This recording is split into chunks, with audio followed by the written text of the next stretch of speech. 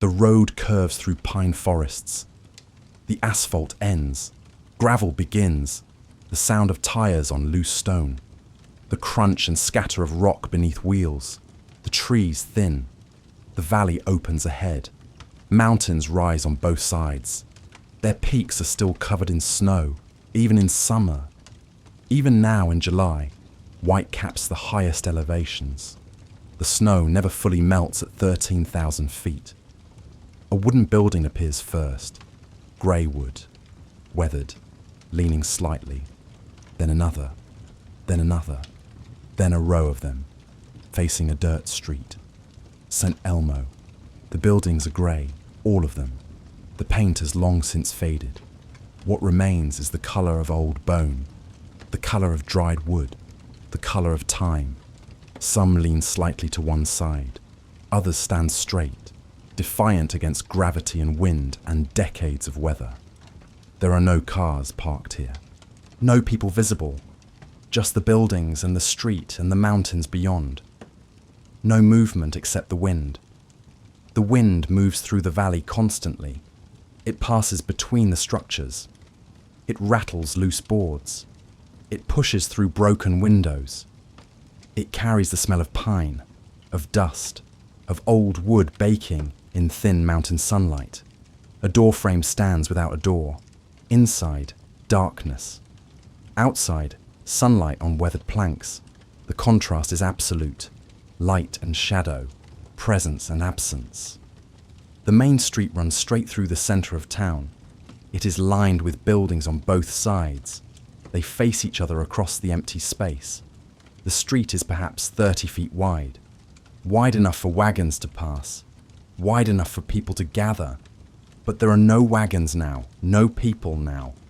At one end of the street, the mountains close in. The valley narrows, the peaks loom. At the other end, the valley opens slightly before narrowing again. The view extends for miles, forest and rock and sky. This is St. Elmo, Colorado, 10,000 feet above sea level, perhaps higher. The air is thin here. Breathing requires adjustment. A ghost town, but not an empty one. The buildings remain. The streets remain. The town remains, frozen. Walk down the main street now. Step carefully. The dirt is packed hard beneath your feet. Decades of compression. Decades of weather. The sound carries in the thin mountain air. Your footsteps echo slightly.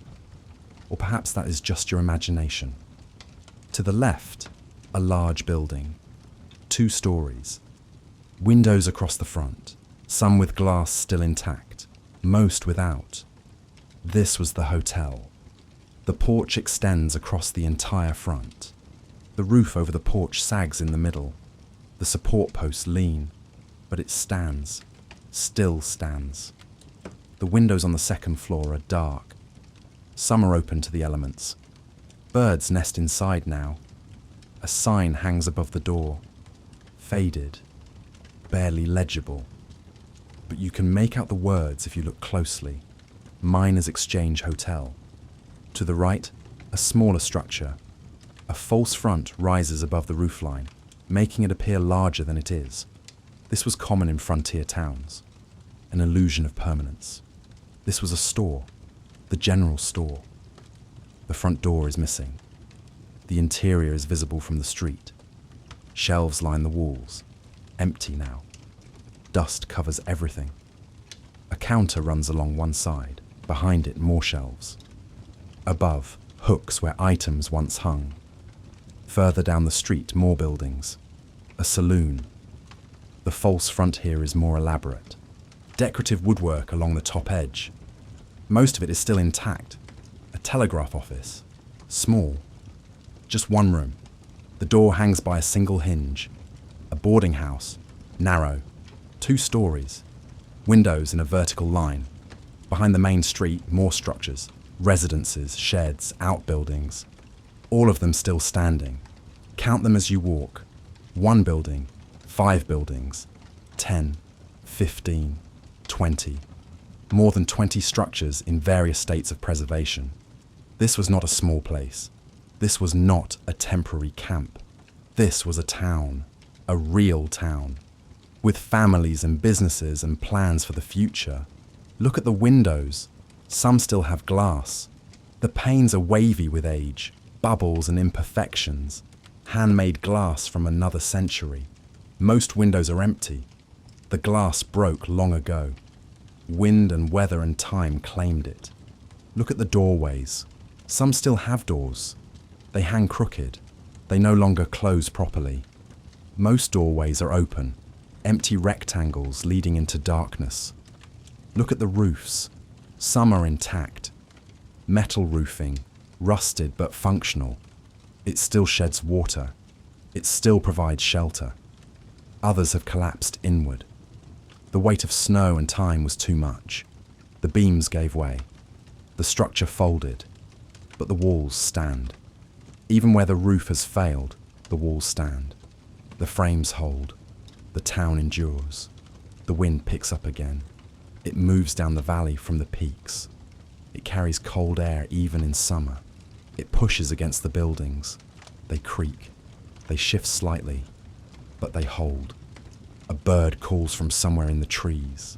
The sound echoes off the mountainside. Then silence again.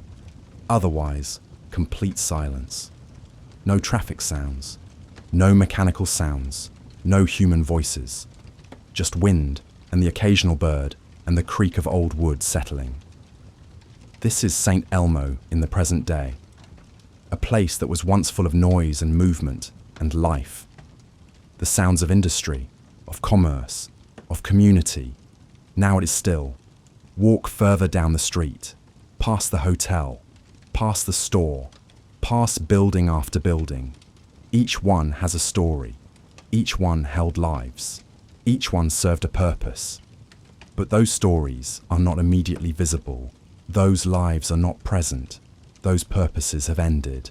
What remains is structure, form, the physical evidence of human effort. The sun moves across the sky. It is afternoon now.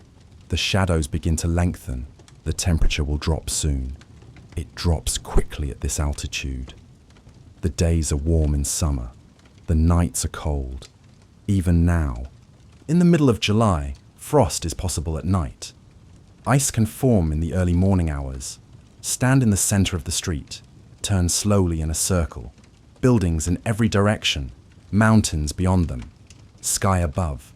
A complete world. Self-contained. Remote. This was intentional. This town was not built in an easily accessible place. It was built here because this is where the mines were. The minerals were here. The ore was here. So the town had to be here. Everything else was secondary. Convenience, comfort, connection to the outside world, all secondary to the resource. This is the logic of mining towns. Build where the resource is. Endure the hardships. Extract what can be extracted. Then, when the resource is gone, leave. But St. Elmo did not entirely disappear when the people left. It remained, not intact, not unchanged, be but present, visible, real. Walk to the end of the street, stand at the edge of town, look back at the buildings, look at the valley beyond them, look at the mountains surrounding everything. Try to imagine this place in winter. Snow covering the street, drifts against the buildings, the temperature far below zero. Try to imagine the isolation, the silence even more profound, the cold absolute. And yet people lived here. For decades, people lived here. They built these structures. They walked these streets. They made lives in this impossible place. Why? That question will take time to answer. It requires understanding the era, the economics, the desperation and hope that drove people into these mountains. But that comes later.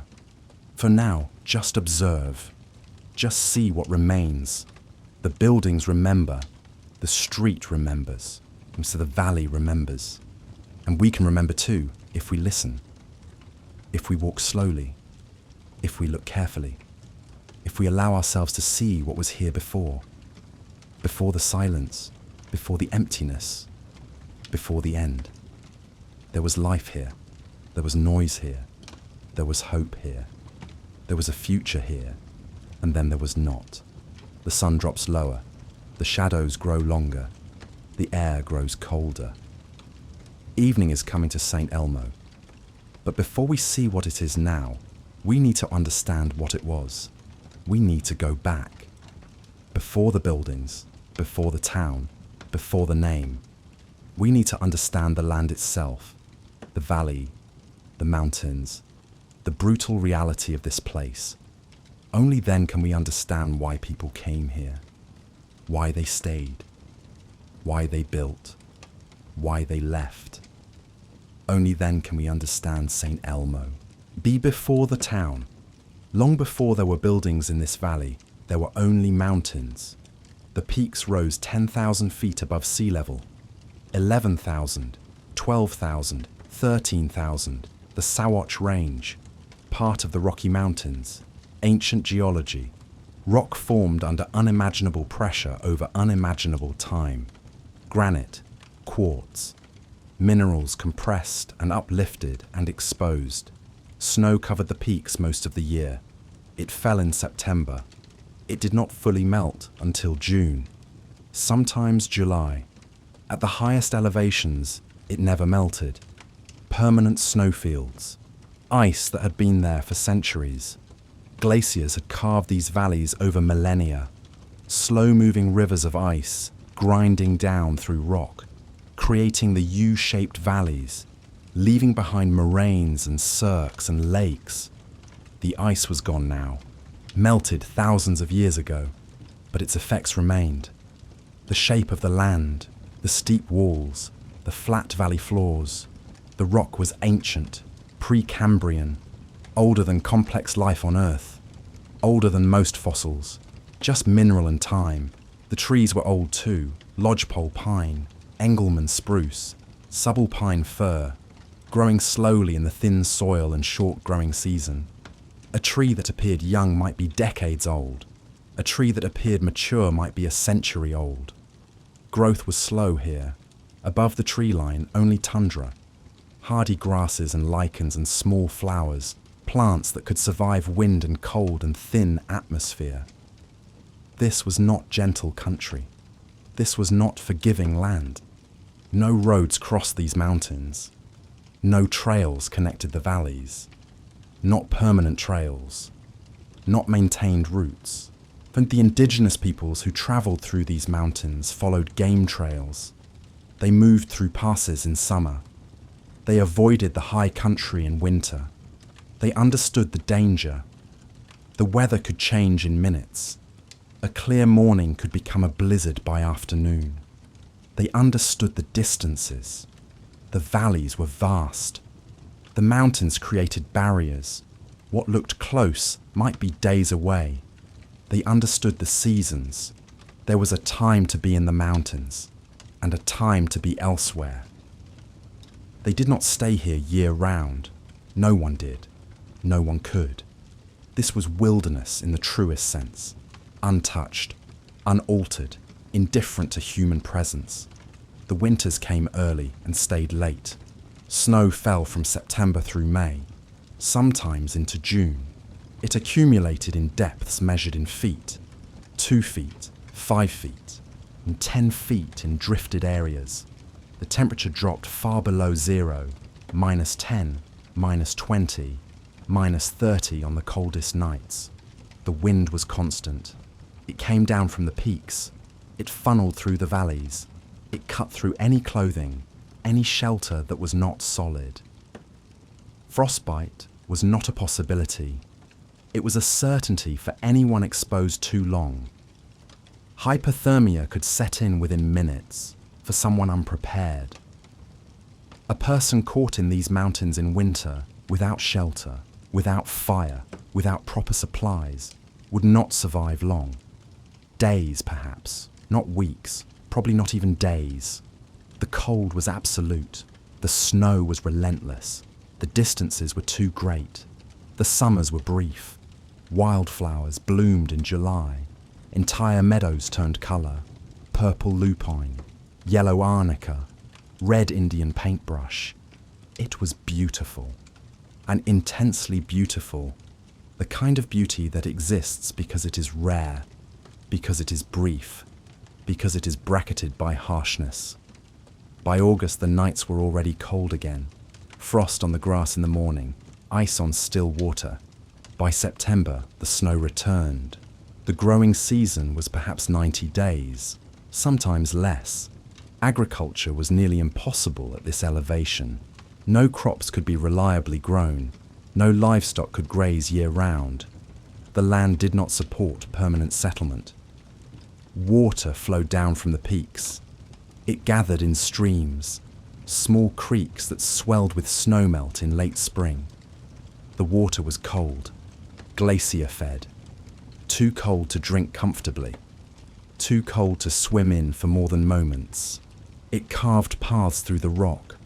Over centuries, over millennia, the water cut deeper and deeper, creating channels, creating waterfalls, creating the sound that filled the valleys in summer, the constant rush and burble of moving water.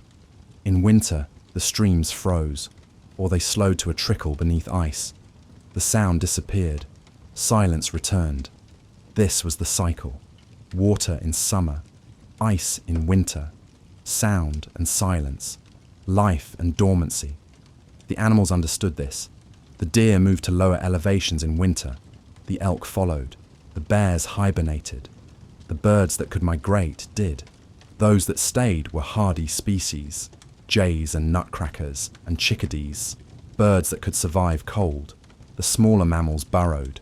They stored food. They waited out the winter underground. Everything adapted. Everything that survived did so by adapting. This was not a place for the unprepared. This was not a place for the careless. This was not a place that offered second chances. The mountains were beautiful, but they were indifferent. They did not care about human plans or human suffering. They simply existed. Massive, ancient, permanent, and for thousands of years, they remained largely empty of human presence, visited briefly in summer, avoided in winter. This was the natural order. This was the balance. But in the middle of the 19th century, that balance began to shift. News travelled slowly in those days, but it travelled. Word spread from California, from the gold fields, from the strikes that made men wealthy overnight. Gold in the streams, gold in the rock, gold waiting to be found. The stories grew with each telling, nuggets the size of fists, claims that produced thousands of dollars, fortunes made by ordinary men. Some of the stories were true, many were exaggerated, some were outright lies, but it did not matter. The effect was the same. Men began to move west, thousands of them, tens of thousands. They came from the eastern states, they came from Europe, they came from South America, they came from China. They came with hope and desperation in equal measure, hope for wealth, desperation to escape poverty. Some were experienced miners, most were not. Most had never held a pickaxe, never panned for gold, never worked underground, but they came anyway. They crossed the plains, they crossed the deserts, they crossed the mountains. Many died on the journey. Disease, accidents, violence. The routes west were dangerous, but those who survived kept moving toward the promise of gold, toward the possibility of transformation. And by the late 1850s, the first prospectors reached Colorado, the Pikes Peak Gold Rush. 59ers they were called. They spread across the territory. They searched every promising location, every stream, every mountainside. Most found nothing. They searched for weeks, for months. They exhausted their supplies. They gave up and returned east. Or they stayed and tried farming. Or they opened businesses in the growing towns. Or they found work with those who had been successful. Some found traces, colours in the pan, small amounts. enough to be encouraging, not enough to be profitable. A few found more, real strikes, significant deposits, enough to justify serious mining operations. And when they did, others followed. This valley, the one where St. Elmo would eventually stand, was remote, even by Colorado standards. It sat high in the Sawatch Range. The elevation at the valley floor was over 9,000 feet. The surrounding peaks reached above 14,000. The nearest established settlement was miles away, over difficult terrain, through narrow passes that closed in winter. But the prospectors came anyway. They always did. Remote meant unexplored. Unexplored meant possible. They came with basic supplies, pans, shovels, pickaxes, enough food to last a few weeks. They followed the creek. They tested the gravel. They examined the rock. They worked methodically, one section of stream, then the next, then the next. Most moved on. Nothing here. Try the next valley. Try the next creek. But some stayed. They found something. Small amounts at first, then more. Gold, silver, veins of ore running through the granite. Enough to matter. Enough to file claims. Enough to start digging. The first arrivals lived in tents, canvas shelters, crude and barely adequate. They worked their claims. They extracted what they could. They endured the weather. When winter came, most left. They took their gold down to the settlements. They waited out the cold months. But in spring, they returned, and they brought others. More men arrived. More claims were staked. The work intensified. Rough cabins were built, log structures, single rooms, just enough to survive. The work went from surface deposits to underground. Shafts were sunk. Tunnels were dug. The mining became more serious, and the finds were promising. Not spectacular, but consistent. The ore was there. It could be extracted. It could be sold. Word spread again. Not nationwide news, but regional news. Good strikes in the high valleys. Consistent ore, opportunity. More men arrived, more claims, more digging. A camp formed. Then another camp nearby.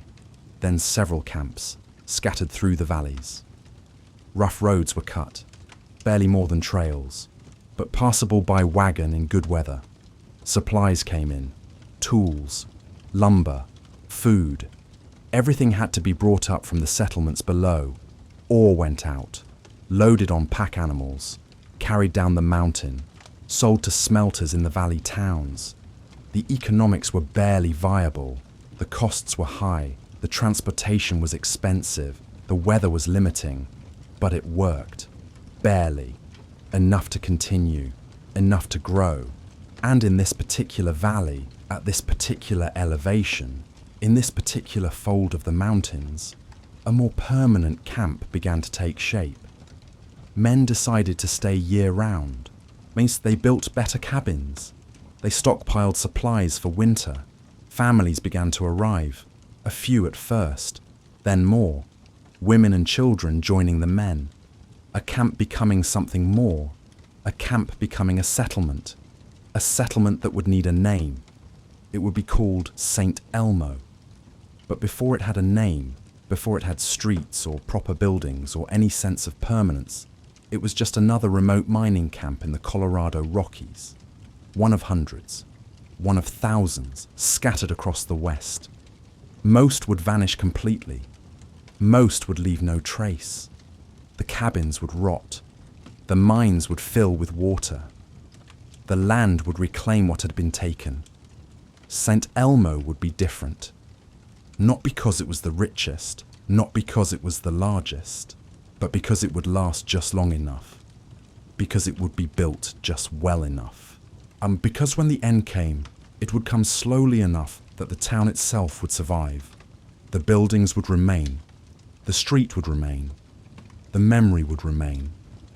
But that is later. That is the end of the story. First, there had to be a beginning. First, There had to be growth. First, there had to be life. First, there had to be the boom. The mining boom. The year is 1880. St. Elmo is no longer a camp. It is a town, a real town, with a name and a purpose and a population. The main street has been laid out. Buildings line both sides. They are proper structures now. Milled lumber, not rough logs. Glass windows, not canvas flaps. Metal roofing, not sod or shake. The population is approaching 200. Some estimates say more, some say less. Numbers are difficult to verify in places like this. People come. People go. Miners drift between camps. Families arrive and sometimes leave quickly. Population is fluid. But on any given day, approximately 200 people call St. Elmo home. Walk the main street now, in 1880, at the height of the boom. The street is active. People move along it constantly. Men heading to the mines, men returning from the mines, women shopping, children playing, wagons roll through, some loaded with supplies coming up from Buena Vista, some loaded with ore heading down to the smelters. The sound of hooves on packed dirt, the creak of wagon wheels, the voices calling to each other. This is not a quiet place. This is not a peaceful place. This is a working town. The hotel stands on the north side of the street, 2 stories tall, perhaps 40 feet wide, a substantial structure, the Miners' Exchange Hotel. A broad porch extends across the entire front. Chairs are arranged there. Men sit in the chairs in the evening. They smoke. They talk. They watch the street. The porch roof is supported by heavy posts. The posts are made from whole trees, still round, bark removed. They will hold for decades. Windows line the front of the building, 6 on the second floor, 4 on the first. All of them have glass, real glass, brought up from the valley. The front door is painted dark green.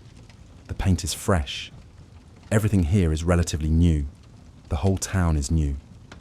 Inside the hotel, a lobby, a desk where guests register, a sitting area with a stove and chairs. Beyond that, the dining room, long tables, benches, the smell of cooking, beef stew, fresh bread, coffee. The dining room serves 3 meals a day. Breakfast at 6 in the morning, lunch at noon, dinner at 6 in the evening. Miners eat here, travellers eat here, businessmen eat here, anyone willing to pay. The food is simple but substantial, large portions, heavy on meat and potatoes and bread. The kind of food men need when they work physically all day. Upstairs, 12 rooms for rent. Small rooms, just enough space for a bed and a small table, a chair, a washstand. But the rooms are clean. The beds have real mattresses. The sheets are changed regularly. For men living in rough cabins or tents at the mine sites, this is luxury. A real bed, a solid roof, hot food. The hotel is busy. Most rooms are occupied most nights. The owner, Mr. Stark, makes a good living. He came to St. Elmo 2 years ago when the railroad arrived. He saw the opportunity. Miners need places to stay. Travellers need accommodation. Business is reliable. His wife manages the upstairs. She is a stern woman. She maintains standards. No drinking in the rooms.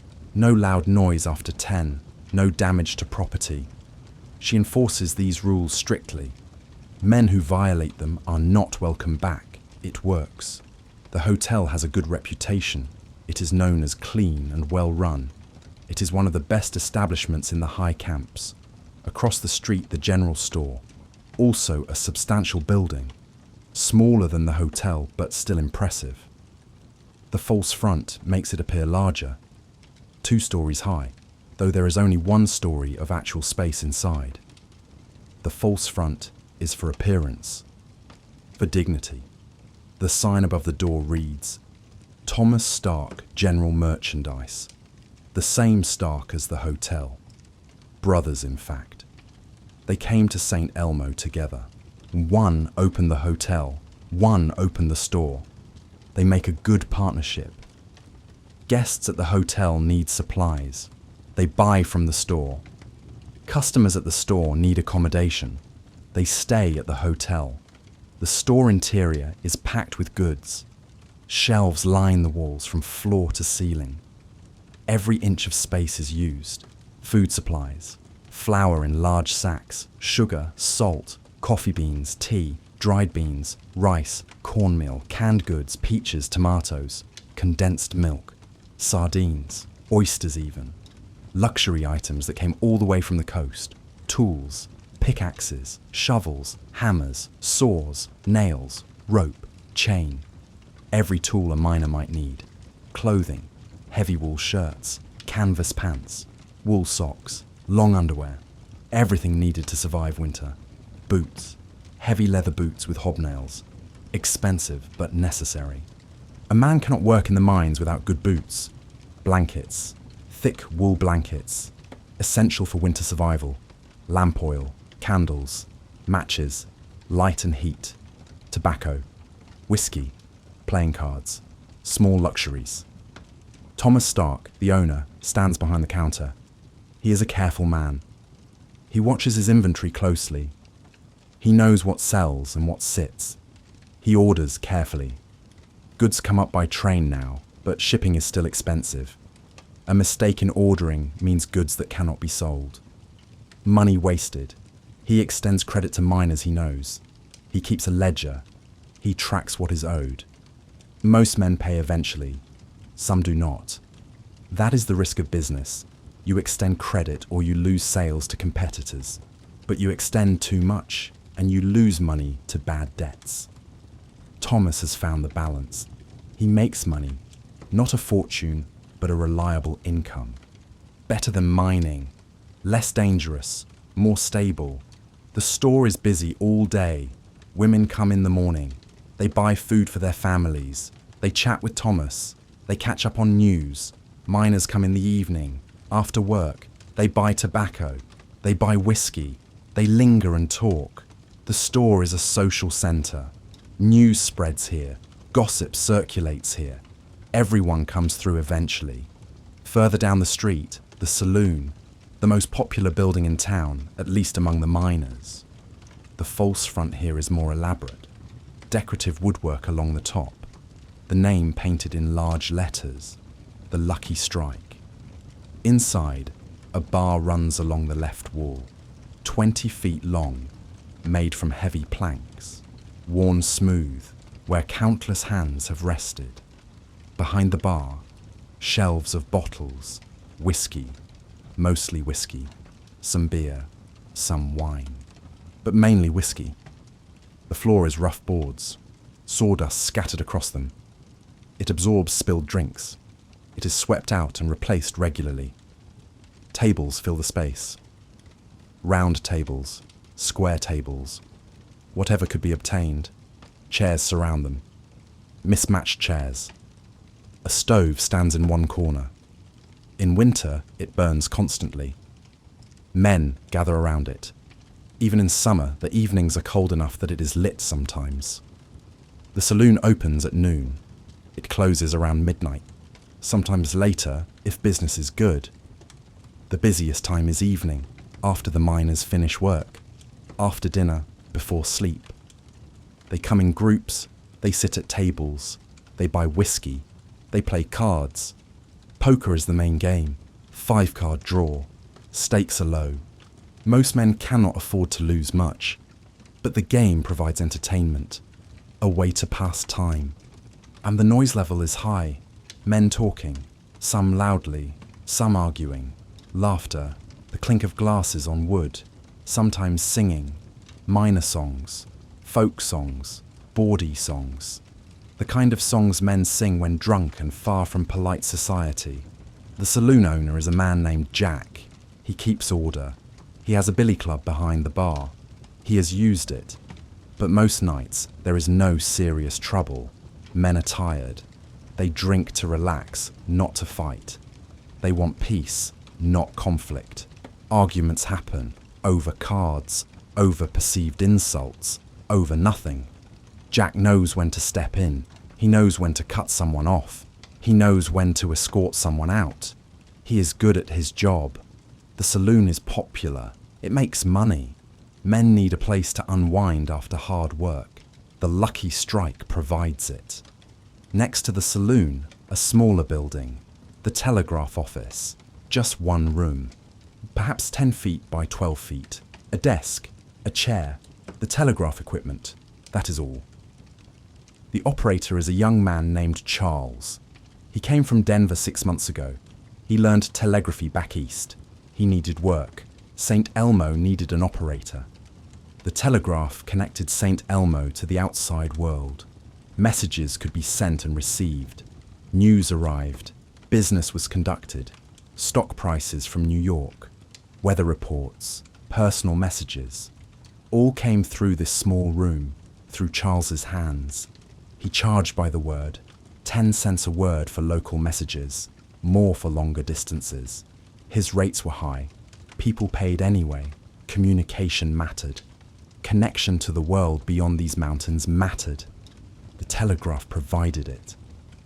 The office was open from 8 in the morning until 6 in the evening. Charles sat at his desk and waited, or sometimes messages came, sometimes they did not. When they did, he transcribed them. He wrote them out carefully. He delivered them to the addressee, or they came to pick them up. It was solitary work, quiet work. He sat alone most days, just him and the clicking of the telegraph key. But it was important work. He was paid well. He had a room at the hotel. He had security. Many miners would trade places with him. Sit inside all day. No physical danger. Regular hours. Clean work. Charles appreciated it. He was not cut out for mining. He was slight, not strong, not suited to physical labor, but he was smart. He had a skill. The telegraph was his ticket to a decent life. Behind the main street, residences, smaller buildings, cabins really, 1 or 2 rooms, frame construction. These housed the families, the miners who had wives and children, the permanent residents of St. Elmo. The cabins were close together. Neighbors were near. Privacy was limited. Sound carried. But this created community. Women helped each other. Children played together. Families knew each other. A school had opened last year. A single room. One teacher. All ages together. Miss Sarah taught reading, writing, arithmetic. She taught what she could with limited supplies. She did her best. The children attended when they could. In summer and fall, attendance was good. In winter, it dropped. The weather made travel difficult. Some families kept their children home. But the presence of a school was significant. It meant St. Elmo was not just a mining camp. It was a real town. A place where families could live. A place with a future. A church had been built too. Or a simple structure. No steeple, no bell. Just a rectangular building with a cross above the door. Services were held on Sunday mornings. The minister served several camps in the area. He rode from town to town. He conducted services wherever he could gather a congregation. In St. Elmo, attendance varied. 20 people some weeks, 30, sometimes more, sometimes fewer. Not everyone attended. Many miners were not religious, or they were too tired, or they simply chose not to. But for those who did attend, it mattered. It provided structure. It provided community. It provided connection to something beyond work and survival. The railroad had changed everything 2 years earlier. Before that, St. Elmo had been isolated. Supplies came by wagon over rough roads, or left the same way. But in 1878, the Denver, South Park and Pacific Railroad reached the valley. They built a line up from Buena Vista.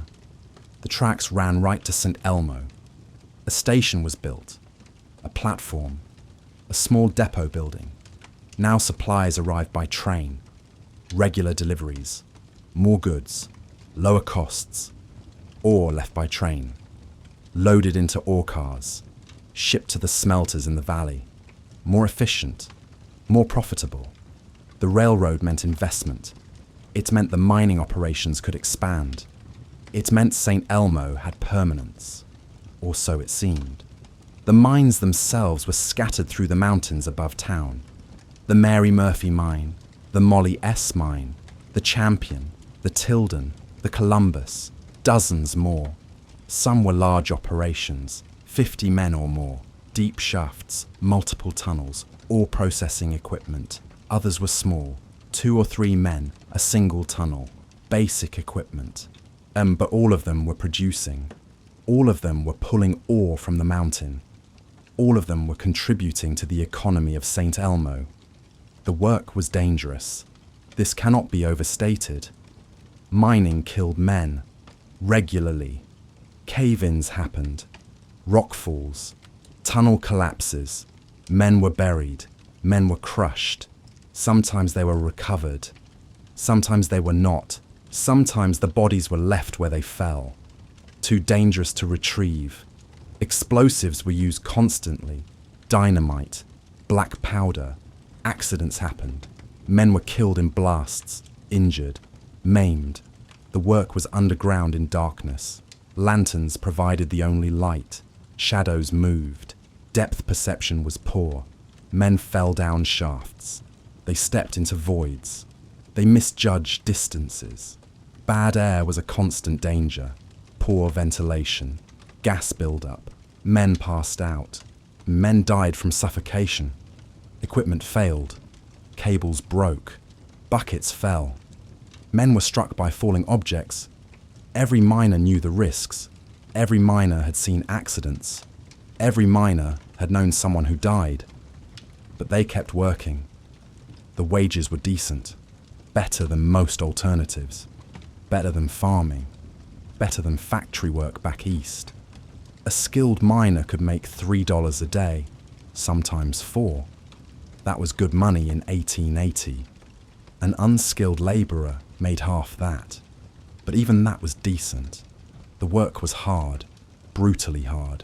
Physical labour in cramped spaces, swinging a pickaxe, hauling rock, breathing dust, 10 hours a day, 6 days a week, sometimes 7 if the mine owner demanded it.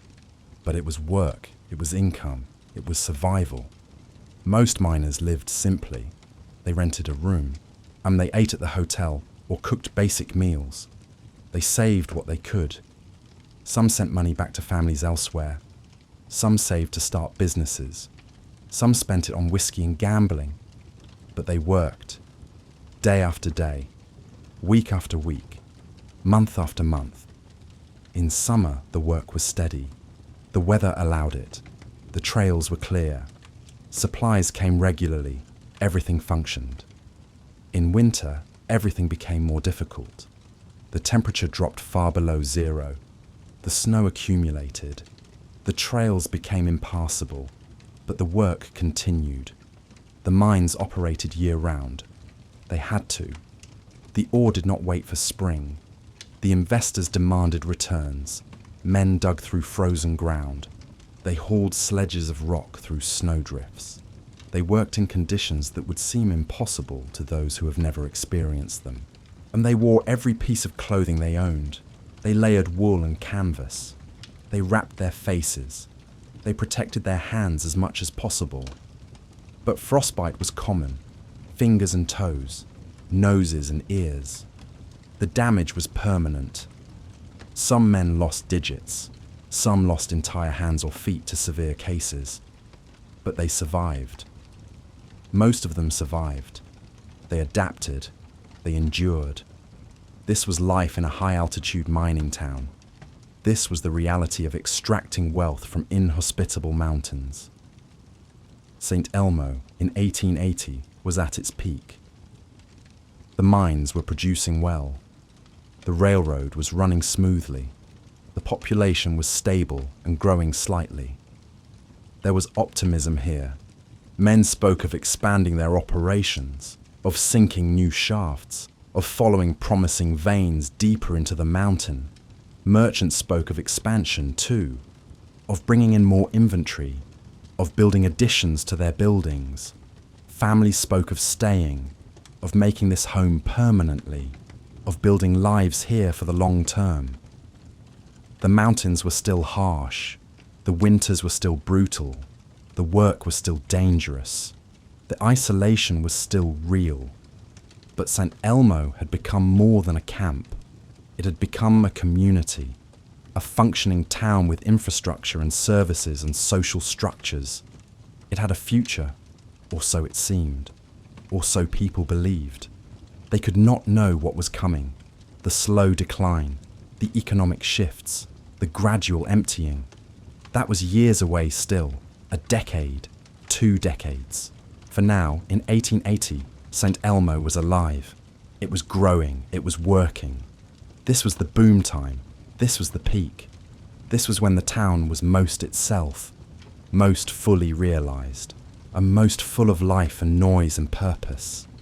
This was St. Elmo at its height, and it would be remembered this way, not as it ended, but as it was in these years, when the mines ran full, when the trains came regularly, when the street was full of people and sound and movement, when St. Elmo was not a ghost town, but simply a town, a real, living, working town high in the Colorado Rockies. Life in St. Elmo. Mary stands at the window of her cabin. She watches the street. She watches the clouds moving over the peaks to the west. It is September. The aspen on the mountainsides are turning gold. Entire slopes have changed colour in the past week, from green to brilliant yellow. The air is crisp in the mornings now. Frost on the grass, ice on the water barrel. She knows what is coming. Winter. It is always coming. In this place, winter is never far away. She has lived in St. Elmo for 3 years now. Her husband, John, works at the Mary Murphy mine. He leaves before dawn. He returns after dark. She rarely sees him in daylight, only on Sundays, only on his one day off. They have 2 children, a boy, 8 years old, a girl, 5.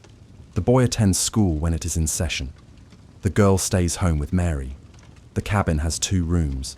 The main room contains everything: the stove, the table, the chairs, the basin for washing. A curtain divides off a smaller space. The sleeping area, 2 beds, one for Mary and John, one for the children. It is tight quarters, but it is what they can afford, and it is enough. Barely enough, but enough. Mary does not love this place. She never has. She came because John needed work, because the mines were hiring, because they had few other options. She grew up in Missouri, in a town with proper streets and shops and churches, a place where life was easier, where winters were mild. This is different. This is harder. Everything here is harder. The winters are the worst part. The cold is relentless. It penetrates everything. The walls, the floor, the blankets. The stove burns constantly. They feed it wood all day, all night. If the fire goes out, the cabin becomes dangerously cold within an hour. Last winter, they burned through their entire supply of firewood by February. John had to make emergency trips down to Buena Vista to buy more. Expensive trips. The wood cost more than they could afford. But without it, they would freeze. This winter, they are more prepared. John has been cutting and stacking wood since July. The pile behind the cabin is higher than the roof now. It should be enough. It has to be enough. Mary has been storing food too, buying extra flour and beans and salt, canning vegetables when they are available, drying meat. In winter, St. Elmo is cut off.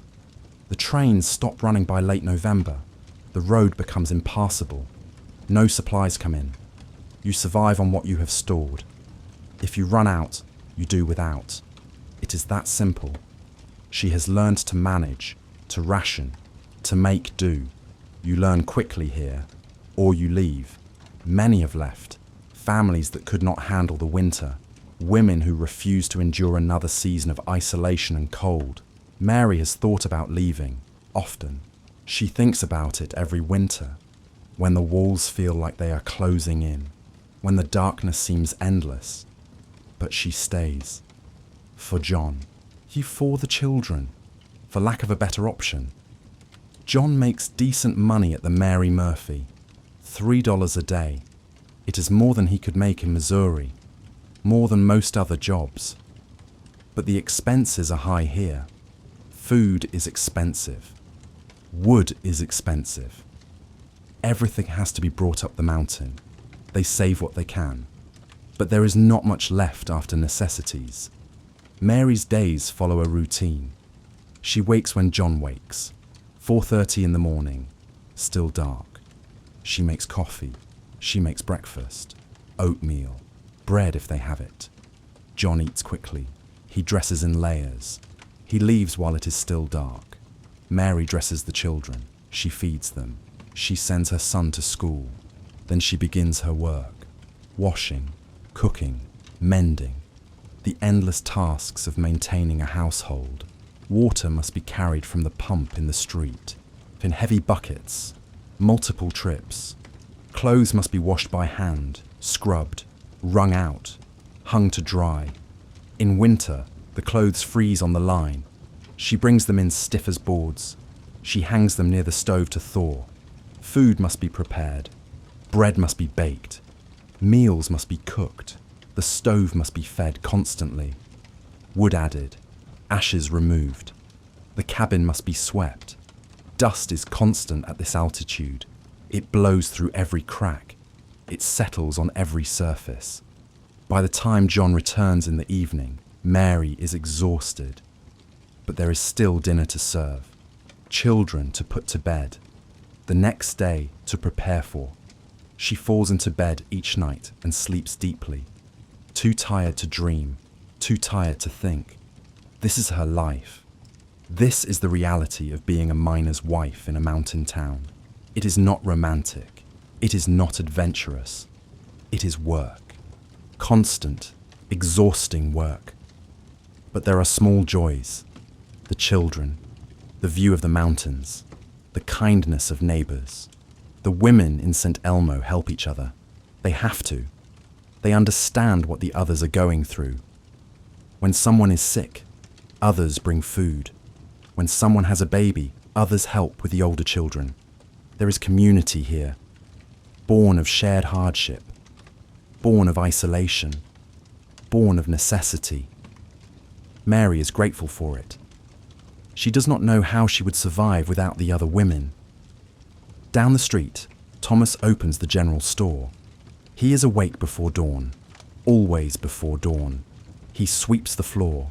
He arranges inventory that has been disarranged. He checks his ledgers. The store is his life. It consumes his time, his energy, his thoughts. He works 6 days a week, sometimes 7 if business demands it. And he opens at 7 in the morning. He closes at 7 in the evening. 12 hours a day, every day. It is exhausting, but it is his business, his future, his purpose. He came to St. Elmo 5 years ago with almost nothing, $50 to his name, ambition, a willingness to work. He started small, buying goods in Buena Vista, hauling them up, selling them at a markup. He operated out of a tent at first, then a shack, then a small building. Now he owns the general store, the largest in town, the best stocked, the most successful. He has made money, not a fortune, but a living, a good living, better than most. He lives in rooms above the store, 2 small rooms, bedroom and sitting room, basic furniture, no luxuries. He has no family here, no wife, no children. He never married. He focused on business instead. Sometimes he wonders if that was a mistake. But mostly, he is content with his choice. The store demands everything. There is no time for a family, no energy for relationships. He knows every item on every shelf. He knows what sells and what sits. He knows his customers. He knows their credit limits, their payment histories. He orders carefully. Goods come up by train, but they are still expensive. Shipping costs are high. A miscalculation means goods that sit, money tied up, profit lost. He has learned to predict demand. He stocks what people need. He avoids luxuries that few can afford. Flour, sugar, coffee. These always sell. Tools, rope, nails, essential items. He makes his profit on volume and careful management, not on high markups. He keeps prices reasonable. He builds loyalty. Some merchants in other towns gouge. They charge whatever they can get away with. They make quick profits. Thomas takes the long view, repeat customers, steady business, sustainable income. It has worked. His store has survived when others closed. He has outlasted competitors. He plans to stay as long as St. Elmo thrives, as long as the mines produce, as long as there are customers. After that, he will move on. He will open a store somewhere else, somewhere lower, somewhere warmer, somewhere with better access. But not yet. Not for years, hopefully. For now, St. Elmo is good to him. The town provides income, purpose, a place in the community. Some nights, he stands at his window above the store. He looks out at the street, at the mountains beyond. He thinks about his life, about the choices he made, about whether he would do it differently. Mostly, he would not. He is proud of what he built, proud of his success, proud of his self-sufficiency. But sometimes, late at night, he feels the loneliness, the isolation, the absence of connection. He pushes those thoughts away. He focuses on the store, on the next day's work, on practical matters. This is his life. This is what he chose. He accepts it. At the school, children are arriving. They walk down the street in small groups, some alone, some with siblings. They carry slates for writing, readers if they have them. Lunches in pails. The school is a simple building, one large room, rows of benches, a desk at the front for the teacher, a wood stove in one corner. In winter, it burns constantly. The children closest to it are too warm. Those furthest away are cold. There is no equality of comfort in a one-room schoolhouse. You accept your position and endure. Miss Sarah stands at the door. She greets each child by name. She notices who is absent, who looks ill, who seems troubled. She has been teaching here for 2 years.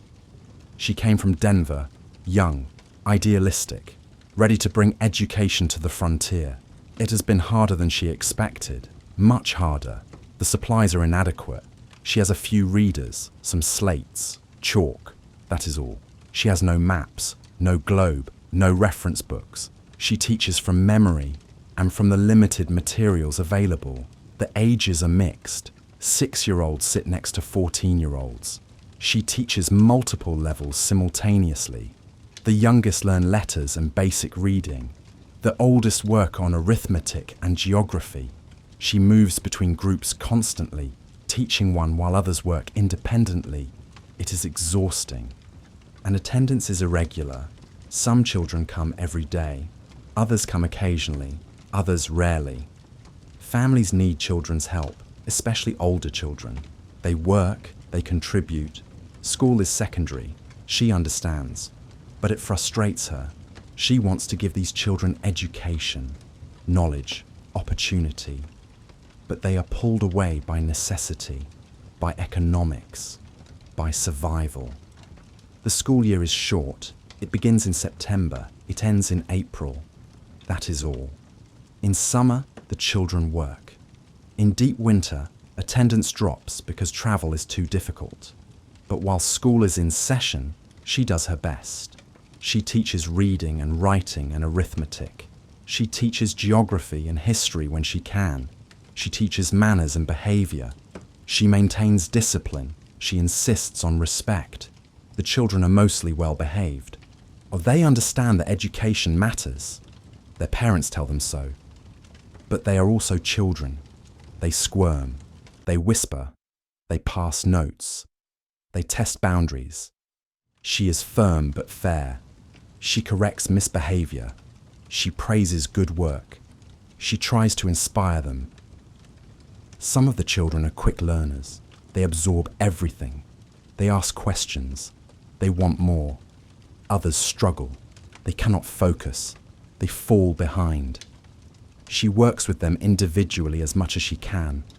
At midday, they break for lunch. The children spill out into the street. They run and shout and play. For an hour, the town is filled with the sound of children. High voices, laughter, the sounds of games and arguments and joy. It is a reminder that St. Elmo is not just a mining camp, not just a place of work and hardship. It is a place where families live, where children grow up, where life continues. In the afternoon, lessons resume. The children return to their benches. The town grows quieter again. Miss Sarah teaches until 3 o'clock. Then she dismisses them. They scatter quickly, running home, eager for freedom. She stays late. She prepares for the next day. She cleans the school. She grades work. She lives in a small room behind the building, barely more than a closet, but it is private. It is hers. She cooks simple meals on a small stove. She reads by lamplight. She writes letters to friends and family in Denver. She tells them she is doing well, that the work is rewarding, that she is making a difference. She does not tell them how lonely she is, how isolated she feels, how much she misses civilization.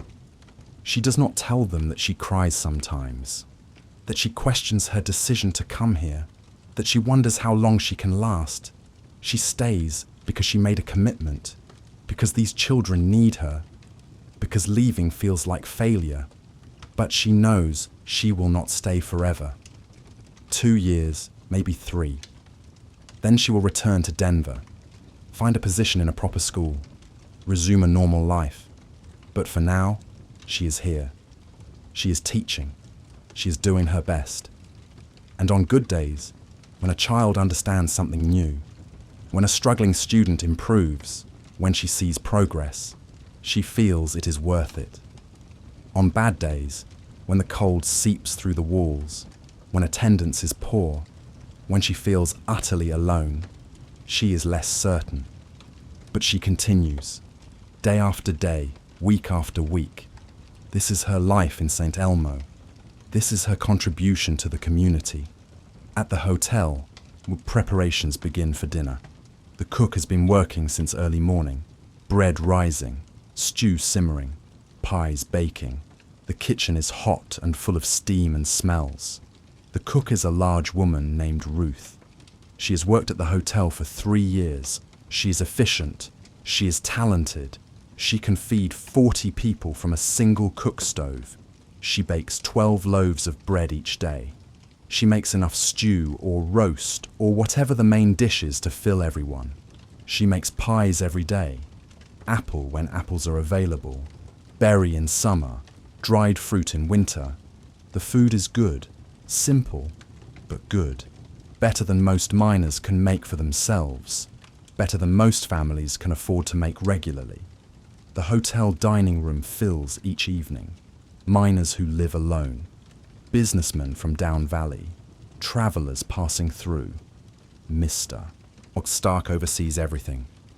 He moves through the dining room. He checks on guests. He ensures service is good. He is a particular man. He insists on standards, clean tablecloths, proper place settings, good food, polite service. In a rough mining town, this is unusual. Many establishments are casual, rough, basic. But Stark believes in quality. He believes it sets his hotel apart. He believes it brings return business. He is right. The Miners' Exchange has a good reputation. People recommend it. Business is steady. His wife, Elizabeth, manages the upstairs. She changes linens. She cleans rooms. She maintains everything. She is a quiet woman, efficient. She does not interact much with guests. She prefers to work behind the scenes. Together, they make the hotel function. It is successful. They are making money. They are saving. And they plan to stay as long as St. Elmo prospers. They have invested too much to leave easily, but they are pragmatic. If the town declines, they will sell. They will move to a more stable location. They will not go down with the town. But for now, business is good. The mines are producing. The population is stable. The future seems secure. Evening comes to St. Elmo. The miners return from the mountains. They walk down the street in groups. Tired men. Dirty men. Covered in rock dust. They speak little. They are too exhausted for conversation. They just want food, drink, rest. Some go directly home. They wash at the pump in the street. Cold water. They scrub their faces and hands. They eat with their families. Simple meals. Whatever their wives have prepared. They sit with their children briefly. They talk little. There is not much to say. The work is the same every day. Then they sleep. Early. Deep. Until the alarm wakes them before dawn to start again. Others go to the saloon. They need something more than sleep. They need release, companionship, distraction. The lucky strike fills quickly after 6 o'clock. Men line the bar. They sit at tables. The noise level rises. Whiskey is poured. Beer is served. Cards are dealt. The conversations are familiar. The mines. The weather. The same stories repeated. But it does not matter. This is social time. This is the one part of the day that is not work. Sometimes arguments break out, usually over nothing. Exhaustion and alcohol lower patience. Jack, the saloon owner, knows how to handle it. He separates combatants. He cuts off drinkers who have had too much. He ejects troublemakers. Violence is rare. Most men are too tired for serious fighting. And everyone knows everyone here. Reputation matters. You start a fight, word gets around. Your standing in the community suffers. Employers hear about it. So most arguments are verbal, loud but brief. They blow over quickly. By 9 o'clock, the saloon begins to empty. Men return to their cabins, to their rooms, to sleep. By 10, the street is mostly quiet. A few voices still carry. A few windows still show light. But most of St. Elmo is dark.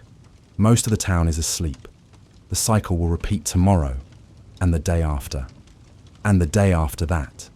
This is life in St. Elmo. This is the routine, the rhythm. Work, eat, sleep, repeat.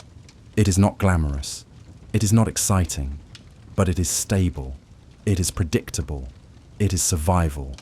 For the people here, that is enough. They have carved out lives in this high valley. They have built homes. They have formed a community. They celebrate small victories. A good strike at a mine. A child's birthday. A letter from distant family. They endure hardships together. The brutal winters. The accidents. The losses. They are not naive. They know this will not last forever. Mining towns never do. The ore runs out. The economics change. People leave. But while it lasts, they make the most of it. They work. They build. They live. This is St. Elmo in its prime. This is the town alive, before the decline, before the emptying, before the silence. This is the time that will be remembered, when St. Elmo was not a ghost town, but simply a town. A real, living, working town high in the Colorado Rockies. Decline. The year is 1892. Something has changed in St. Elmo. Not suddenly, not dramatically, but unmistakably. Walk the main street now. The buildings are all still standing. The stores are all still open. The hotel still serves meals. But look closely. Notice the details. The small things that indicate shift. The hotel has fewer guests. The dining room is not as full. Several rooms upstairs sit empty most nights. Mr. Stark no longer hires extra help. He and his wife manage alone now. They have reduced the menu. Simpler meals. Fewer options. The general store has less inventory on the shelves. Empty spaces that were once filled. Thomas orders more carefully now. He takes fewer risks. Some items are no longer stocked. Luxuries that no one buys anymore. Things people can do without. The saloon is quieter. Men still gather, but fewer of them. And the card games are smaller. The laughter is more subdued. Jack has reduced his hours. He closes earlier now. There is no point staying open for just a few customers. The school has lost students. Some families have left. The classroom feels emptier. Rows of benches sit unused. Miss Sarah teaches smaller groups now. It is easier in some ways. She can give more individual attention, but it is also sadder. Each empty seat represents a family gone, a household that gave up, people who left for better prospects elsewhere. What happened? The mines are still operating. Ore is still being extracted. The railroad still runs. The trains still come up the valley. But the production numbers are down. The easy ore has been taken. What remains requires more work for less yield. The Mary Murphy mine, once the most productive in the area, is struggling. The main vein has thinned. The ore quality has decreased. The miners follow it deeper into the mountain. They dig longer tunnels. They work harder. But the returns are diminishing. More effort for less gold, less silver. The economics are shifting. Other mines face similar situations. The Columbus has closed already. The equipment was removed. The workers were let go. The Tilden is operating with a reduced crew. The Champion is struggling to stay profitable.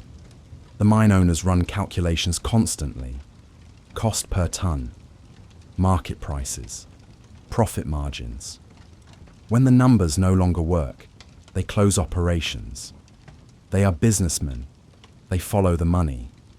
For the miners, these are not just business decisions. These are life decisions. When a mine closes, they must choose, stay and hope for work elsewhere, or leave for opportunities in other towns. Many choose to leave. The practical choice, the necessary choice. Families pack their belongings. They load wagons. They say goodbye to neighbours they have known for years. They board the train down valley. Most head for Buena Vista or Salida. Some go further. Denver, other mining districts, back east. They leave behind cabins that slowly fall into disrepair. They leave behind memories and roots and years of their lives. The population of St. Elmo begins to decline. 200 becomes 150, then 120, then 100. The businesses feel the impact immediately. Fewer customers mean less revenue. Less revenue means harder decisions. Thomas, the general store owner, watches his sales drop month by month. He extends more credit to those who remain. He knows some will not be able to pay. But what choice does he have? Cut off credit and lose sales entirely. Extend it and risk bad debts.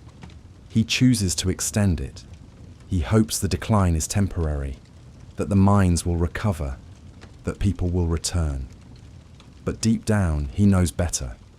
He has seen this pattern in other mining towns. Decline is rarely reversed. He begins to think about his exit strategy. When to close, where to go next, how to salvage what he can. But not yet. Not quite yet. He will hang on a bit longer. Mr. Stark at the hotel faces similar challenges. With fewer guests, he can barely cover his costs. He has let the part-time help go. He and Elizabeth do all the work themselves now. Cooking, cleaning, managing. They are exhausted. They are aging. The work is harder than it used to be. Elizabeth suggests they leave, sell the hotel while it still has value, open something in a more stable town. But Stark resists. He has invested too much here. Too much money, too much time, too much of himself. He wants to see it through. He wants to believe St. Elmo can recover. But the numbers tell a different story. His ledgers show the decline clearly. Revenue down, expenses steady, profit margins shrinking. Eventually he will have to face reality, but not today. Not yet. The minister no longer visits as often. Several of the camps he once served have been abandoned entirely. The congregations have shrunk to nothing. In St. Elmo, he still holds services, but only once a month now instead of weekly. There are not enough people to justify more frequent visits. When he does come, only a dozen people attend, sometimes fewer. They sing hymns in thin voices, and they pray together. They seek comfort in familiar rituals, but the energy is gone. The sense of community has faded. Each service feels like it might be the last. The school struggles to stay open. Miss Sarah teaches fewer than 15 children now. The school board discusses closing it. If the number drops below 10, they say, it is not cost-effective. The teacher's salary cannot be justified. Miss Sarah knows her time here is limited. She has already begun looking for positions elsewhere. She corresponds with schools in Buena Vista, in Salida, in Denver. She will miss some of the children, the bright ones, the eager ones, the ones who reminded her why she became a teacher. But she will not miss the cold, the isolation, the poverty, the slow death of a town. She will be relieved to leave, though she will not admit this to anyone, not even to herself, fully. The telegraph office still operates. Charles still sits at his desk, but messages are fewer. Days go by with nothing. The clicking of the key is rare now. Sometimes he sits all day in silence, waiting for sound that does not come. He reads to pass time. He maintains the equipment obsessively. He finds small tasks to keep himself occupied. But the purpose is fading. The necessity is diminishing. Soon there will not be enough business to justify his position. He knows this. He is already planning his departure. He will return to Denver, find work with the telegraph company there. A busier office, more reliable employment. The town is aging. The energy is fading. The optimism has evaporated completely.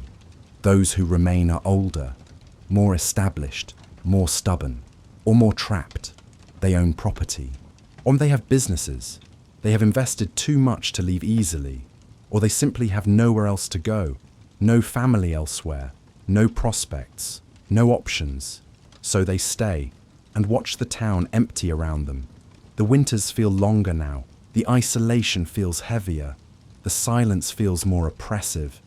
But they endure, because that is what they know how to do. Endure. In summer, something new begins to happen. Tourists start to appear. Not many, but some. City people from Denver. Wealthy people looking for mountain scenery. Curious people interested in mining towns. They ride the train up the valley. They walk the streets of St. Elmo. They peer into buildings. They take photographs with their cameras. The residents tolerate them. The tourists spend money. Not much, but something. Every dollar helps. But it is strange, uncomfortable, more to be looked at like a curiosity. To have your town treated as an attraction. To hear them comment on how quaint it is, how rustic, how authentic. They do not understand that this is not a show, this is real life. Real people struggling to survive in a dying town. But the residents need the money, so they smile. They answer questions. They sell small items as souvenirs. And the tourists leave. They go back to Denver, back to their comfortable lives. They forget about St. Elmo within days.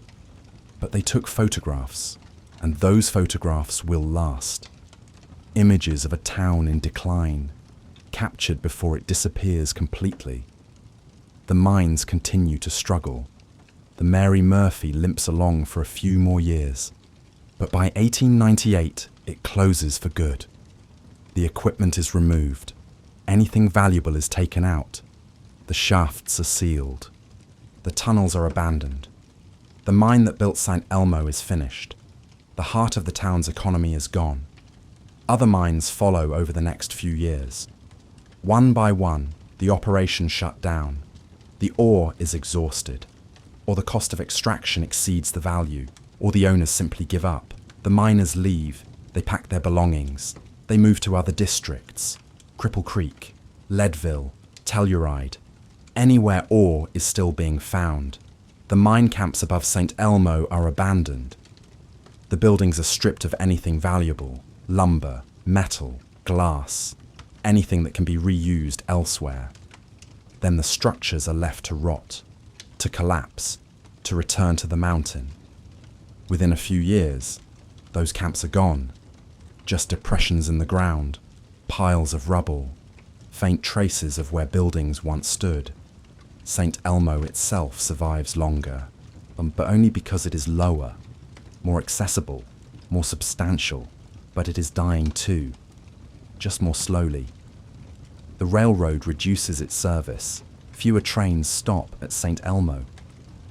Passenger service ends completely by 1903. Freight only now and only occasionally. When the trains stop coming regularly, St. Elmo is truly isolated. The road is rough and often impassable. Supplies must be hauled up by wagon when they can get through. Everything becomes more difficult, more expensive, less reliable. Thomas finally closes his store in 1900. He cannot sustain it any longer. The customer base is too small. The costs are too high. He sells what inventory remains at deep discounts. He boards up the building. He takes the train down valley. He opens a store in Salida, a successful store. He does well there. Well, he never returns to St. Elmo. Years later, he will speak of his time in the mountain town. He will call it an adventure, a chapter of his life.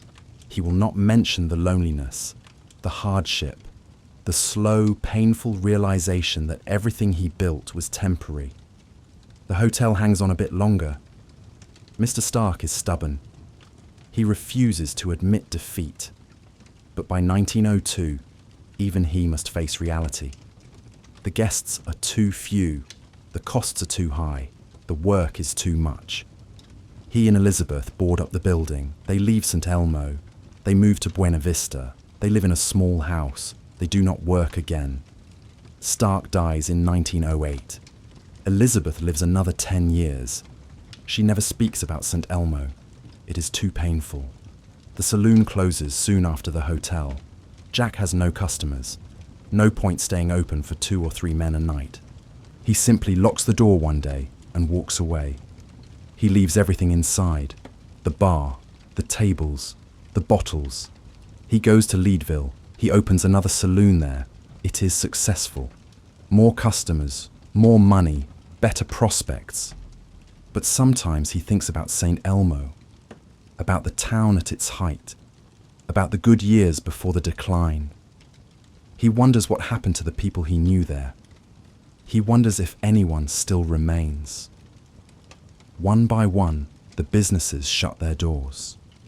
One by one, the families depart. One by one, the buildings empty. The population drops below 50, then below 30, then below 20. By 1910, St. Elmo is barely a town anymore. It is a collection of buildings with a handful of people still living in them. Most of the structures stand vacant. Windows are broken, doors hang open, or weather moves freely through the interiors. But not all of them. A few buildings are still maintained. A few homes still have smoke rising from their chimneys.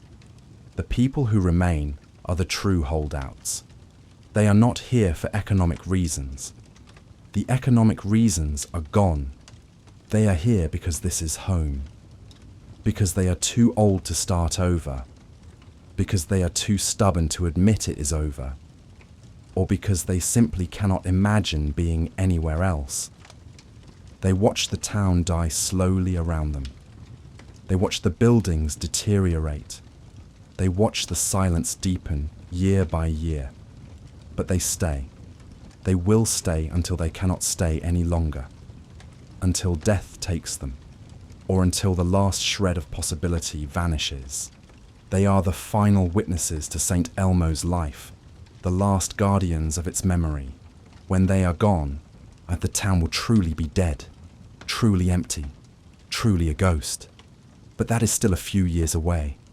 A few more years of stubborn endurance, a few more years of refusing to let go. For now, they remain. The last residents of a dying town high in the Colorado Rockies. The last residents. The year is 1920. The population of St. Elmo is 15 people, perhaps a few more. It is difficult to say exactly. People are private about their lives here now.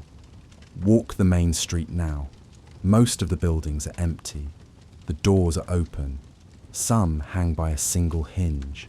Some have fallen off entirely. The wind moves freely through the structures. It whistles through gaps in the walls.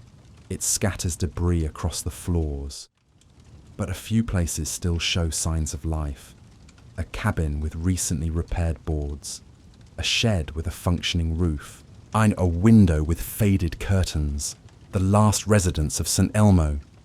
They are not young. Most are past 60. Some are in their 70s. A few are older still. They know what has happened to their town. They are not in denial. They see the empty buildings. They walk the silent streets. They understand, but they are not ready to leave. Not yet. Perhaps not ever. Roy and Annabelle Town operate what remains of the general store. Operate is perhaps too strong a word. That implies regular business, active commerce. They keep it open. That is more accurate. They are there. If someone needs something, they might have it, might sell it. But there are almost no customers now. Days go by with no one entering. Weeks sometimes. They live in the building, a room in the back. It is all they need. A bed, a stove, a table, a few chairs. Roy is 72 years old. He came to St. Elmo in 1885, 35 years ago, most of his adult life. He worked in the mines for years. He saved money. He bought the store building when Thomas left. He and Annabelle moved in. They sold supplies to the remaining residents. They made enough to survive. Annabelle is younger, 63. She came to St. Elmo in 1900, 20 years ago. She met Roy at the hotel. They married soon after. She has known only the decline. She never saw the boom years. She never experienced the town at its peak. Roy tells her stories sometimes, about how it used to be, the full streets, the busy stores, the noise and energy. She listens, but she cannot really imagine it. The St. Elmo she knows is quiet, empty, dying. Together, they have watched the last residents leave. When they have said goodbye to countless neighbours, they have outlasted almost everyone. They do not talk much about the past. What is the point? They lived it. They remember it. Talking about it changes nothing.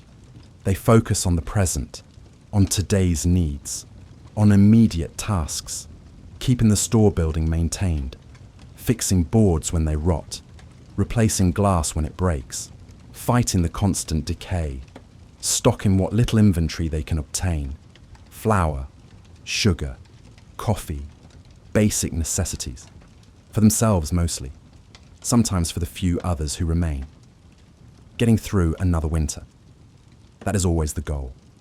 Survive another winter. The winters are harder now. They are older. The cold affects them more deeply. Their joints ache. Their energy is lower.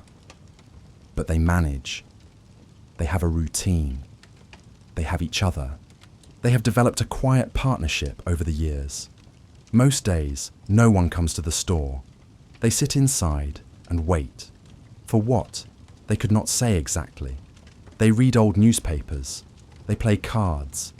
They talk quietly about small things. The weather, memories, plans for repairs. They do not discuss leaving. That topic is closed. They will not leave. They have decided. This is where they belong. This is where they have made their life. This is where they will end. In summer, tourists arrive. Not many, but some. A few each week, perhaps. Sometimes more. They drive up in automobiles now. The road is rough but passable in dry weather. They park and walk through the town.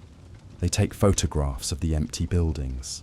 They exclaim over how well preserved everything is.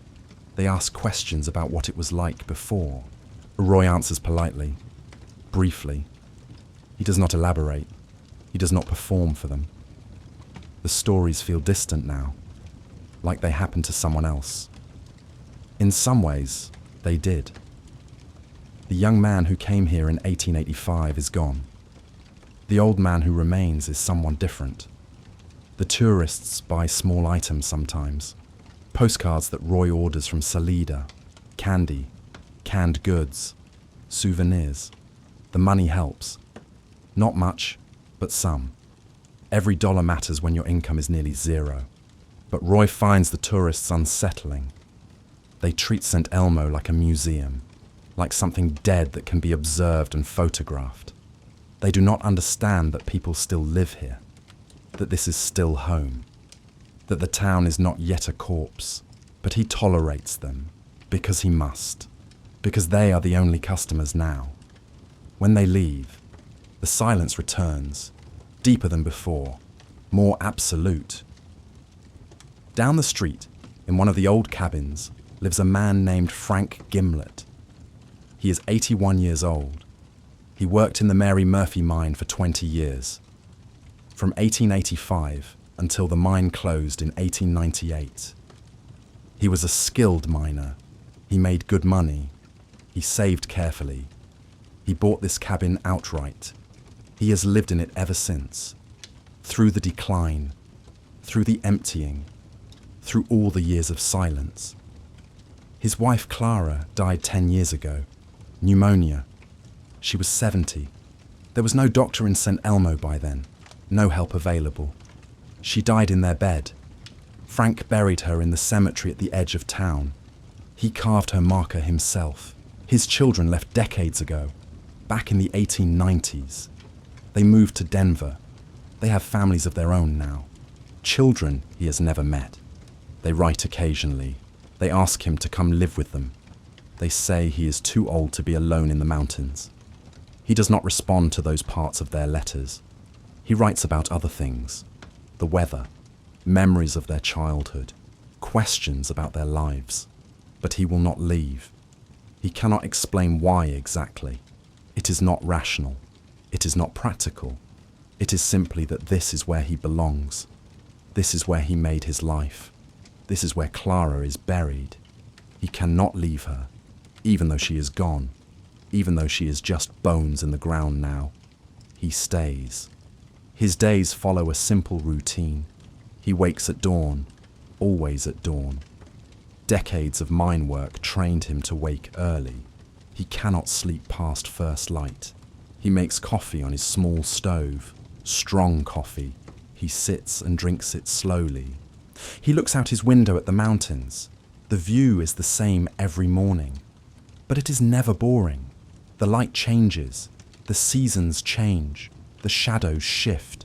He has memorized every peak, every ridge, every fold of the land. He knows them better than he knows his own face. After coffee, he begins his day's work. There is always work. Repairs to be made, wood to be split, maintenance to be done. His cabin needs constant attention. Boards rot, nails work loose, the roof needs patching, the chinking between logs needs replacing. He works slowly now. He is old, he is stiff, but he is methodical. He does things properly. Sometimes he works on other buildings in town. He fixes a door frame on the hotel. He replaces boards on the store. He clears debris from the street. No one asks him to do this. No one pays him. He does it because someone should. Because the town deserves to be maintained, even though it is dying, even though it is nearly dead. It deserves respect. In the afternoon, he walks. He walks the main street end to end. He walks the side streets. He walks the trails to the old mine sites. He walks until he is tired. His legs ache. His breathing is laboured at this altitude. But he walks anyway. It keeps him strong. It keeps him mobile. It fills the hours. He passes the empty buildings. He looks through windows. He sees the decay progressing year by year, roofs collapsing, walls leaning, floors rotting, nature reclaiming what humans built. It saddens him, but it also seems right somehow. Everything returns to the earth eventually. Towns are no exception. He passes the cemetery. He stops there most days. He stands at Clara's grave, and he does not speak. There is nothing to say. He just stands. He remembers. Then he moves on. He returns to his cabin in the late afternoon. He cooks a simple dinner: beans, bread, coffee, meat if he has it.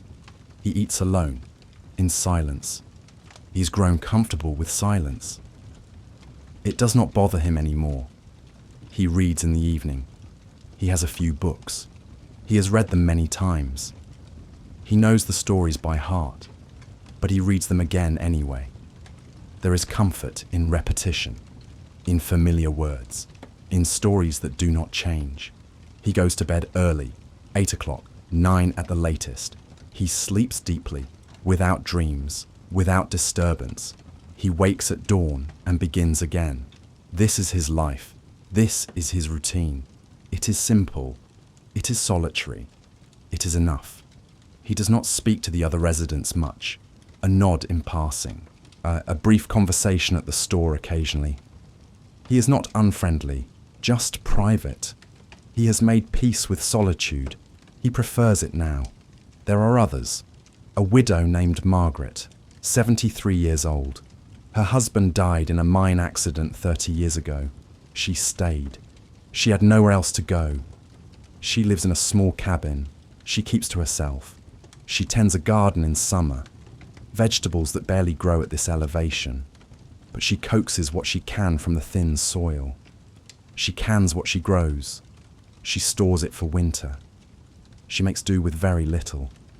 A former miner named Henry, 68. He worked the Champion mine until it closed. He bought a cabin with his savings. He drinks too much. He always has.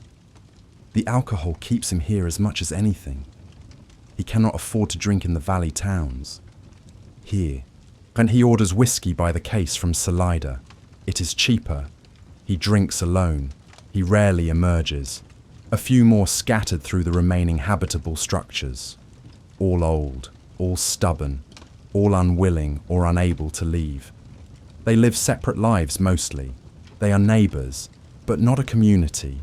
Not anymore. The numbers are too small for community. They see each other occasionally. They help when help is needed. A repair that requires 2 people. A supply run to Salida that can be shared. But mostly, they keep to themselves, each living in their own bubble of memory and routine. The railroad stopped running entirely in 1922. The tracks were pulled up. The rails were recycled. The route was abandoned. St. Elmo was truly isolated then. No train service. The road was rough and often impassable. Supplies had to be brought in by automobile or wagon. A trip down to Buena Vista and back took a full day, sometimes longer if the weather was bad. The residents made the trip as infrequently as possible. Once a month, if they could manage it. They stocked up. They made do. They pooled resources sometimes. Roy would make the trip. Frank would give him a list. Margaret would give him money for supplies. It was more efficient, more economical, more practical. The years passed slowly here. One season blended into the next. 1 year blended into the next. Time lost its urgency. There were no schedules to keep, no appointments to make, no deadlines to meet. The sun rose. The sun set. The seasons changed. That was enough to mark time. In winter, the town was completely cut off. The road was buried in snow. No one came. No one went. And the residents hunkered down. They burned their firewood. They ate their stored food. They waited for spring. The silence was absolute. Just the wind and the creaking of old buildings and the sound of snow sliding off roofs. It was beautiful in its way. Harsh and cold and unforgiving. But beautiful. The mountains white against blue sky. The air so clear it seemed you could see forever. The stillness so complete it was almost sacred. Frank stood on his porch some mornings and looked at the mountains. He looked at the town buried in snow. He thought about the years he had lived here, the work he had done, the people he had known. Most of them were gone now, dead or moved away. It amounted to the same thing. Gone. He was one of the last. Soon he would be gone too. His body would give out. His heart would stop, and he would join Clara in the cemetery. The town would go on without him. The buildings would stand. The mountains would not change. But the life of St. Elmo, the human life, was nearly over. Just a few more years. Maybe less. He knew this. They all knew this. But they stayed anyway, because leaving would be admitting it was finished, admitting that everything they built here amounted to nothing. So they stayed. They maintained their small corner of the town. They lived their quiet lives. They endured. They were the last guardians of St. Elmo, the last witnesses to what it was, the last humans to call it home. When they were gone, only the buildings would remain. Only the empty structures would mark where a town once stood. But that was later. That was the final chapter. For now, they were still here. Still living. Still breathing. And still stubborn. The last residents of St. Elmo, holding on, refusing to let go. St. Elmo today. Return to the present day, to the year 2026. Walk the main street again. The same street we began on at the start of this story. The buildings are still standing. Dozens of them. More than most ghost towns can claim. The hotel is here. Weathered, but standing. The porch still extends across the front. The sign still hangs above the door. Miners' Exchange Hotel. Barely legible now, but still there. The store is here.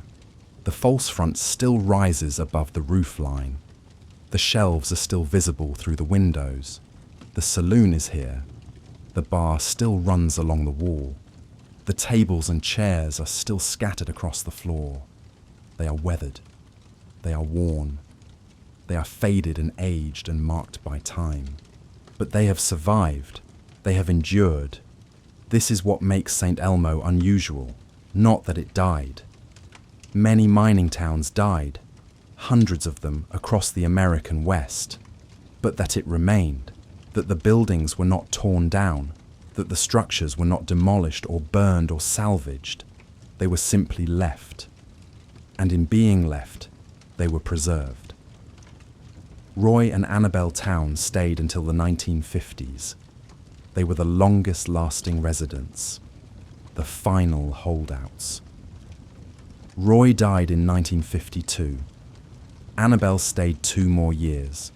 Then she moved to Salida. She died there in 1958. When they left, the town was turned over to family members, nieces and nephews who inherited the property. They understood the historical value.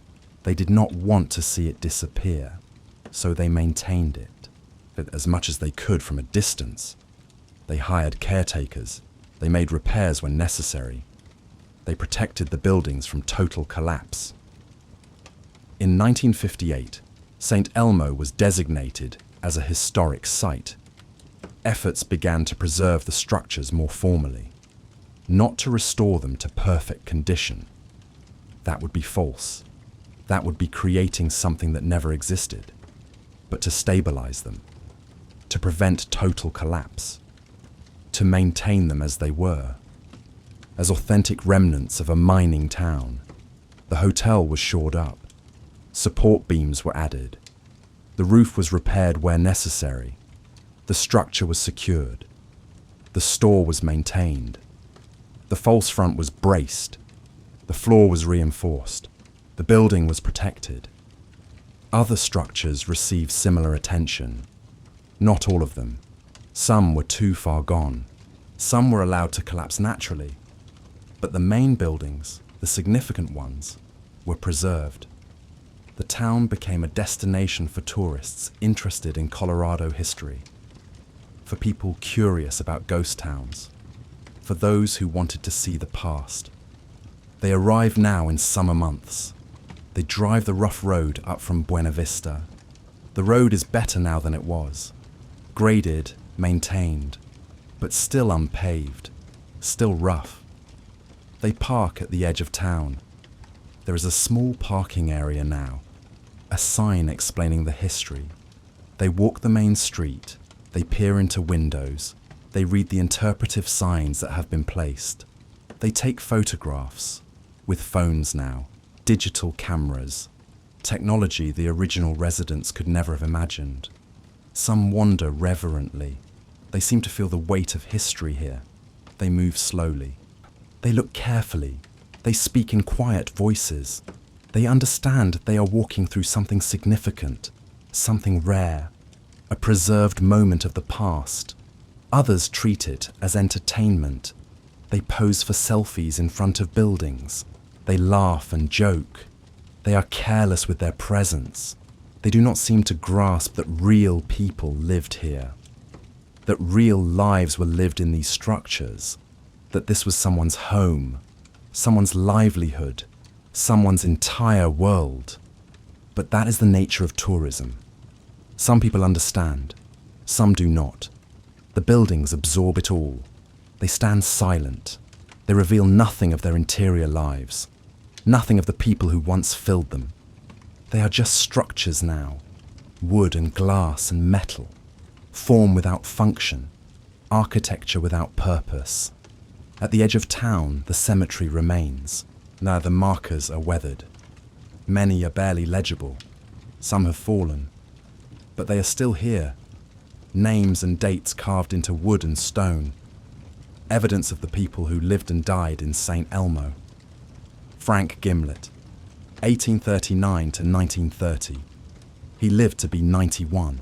He died in his cabin, alone. He was not found for several days. Clara Gimlet, 1840 to 1910. His wife, buried beside him.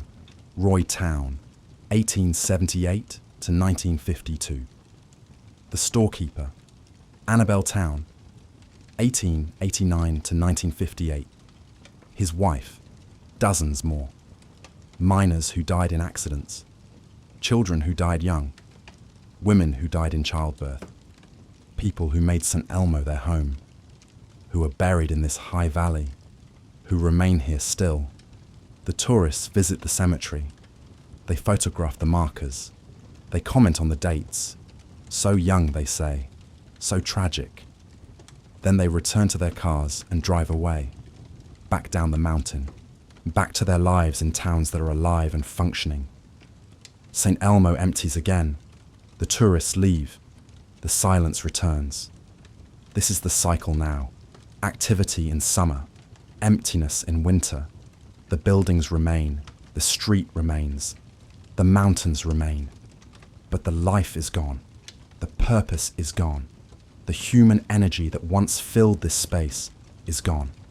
The town exists now as a memory, as a preserved example of what was, as evidence of an era.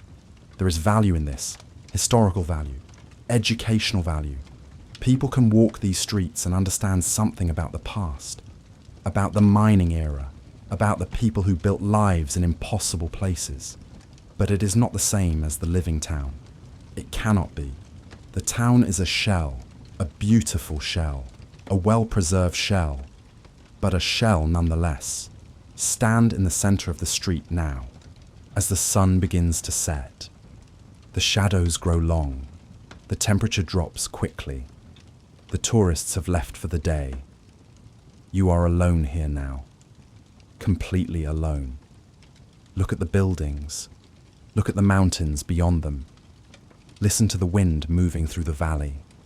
Try to imagine the noise that once filled this space, the voices, the movement, the work, the life. Try to hear the wagons rolling down the street, the sound of hammers and saws, the voices calling to each other. Try to see the children playing, the miners walking home tired from the mountain, the women carrying water from the pump.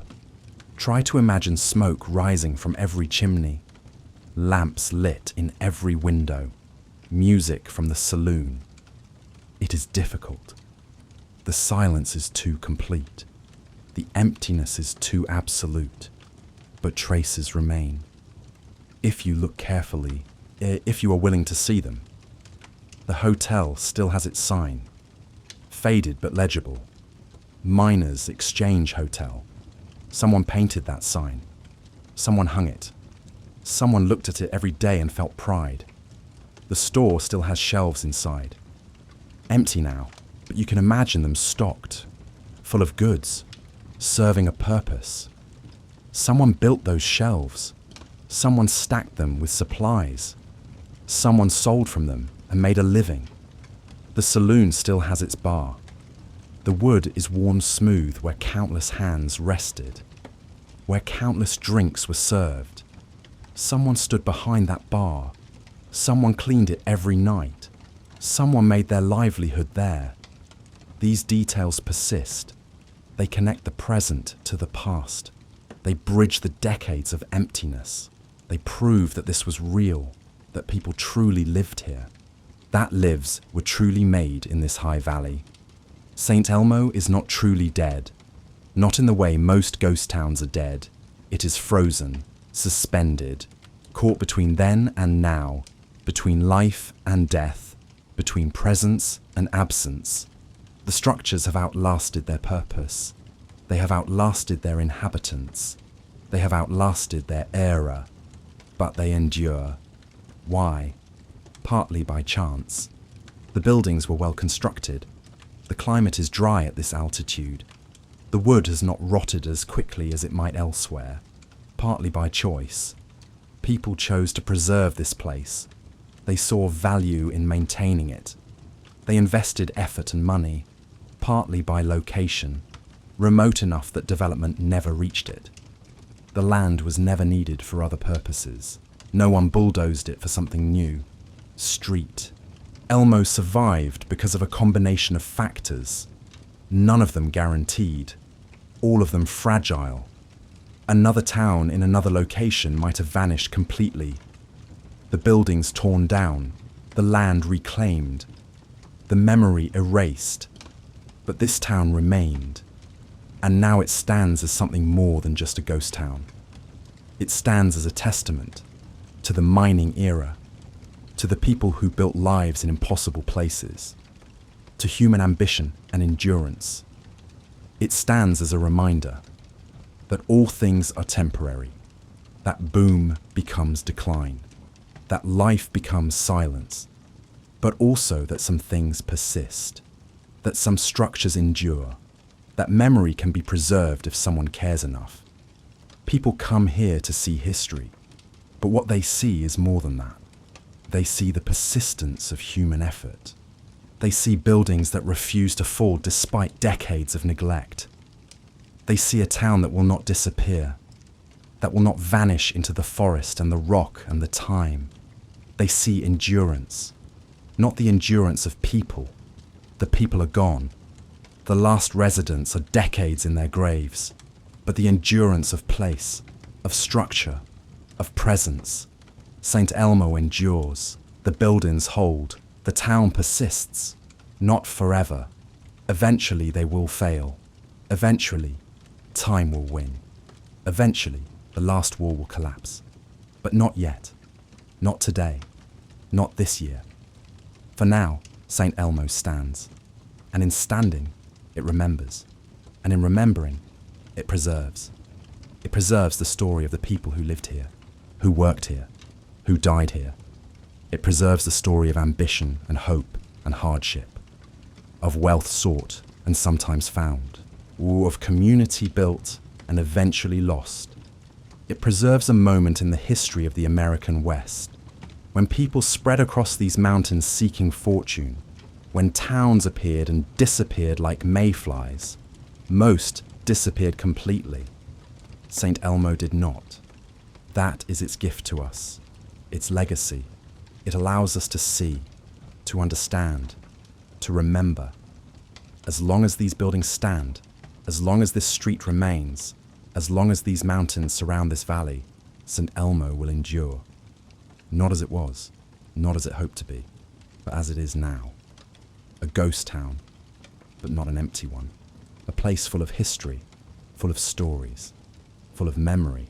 A place that was, a place that lived, a place that ended but did not disappear.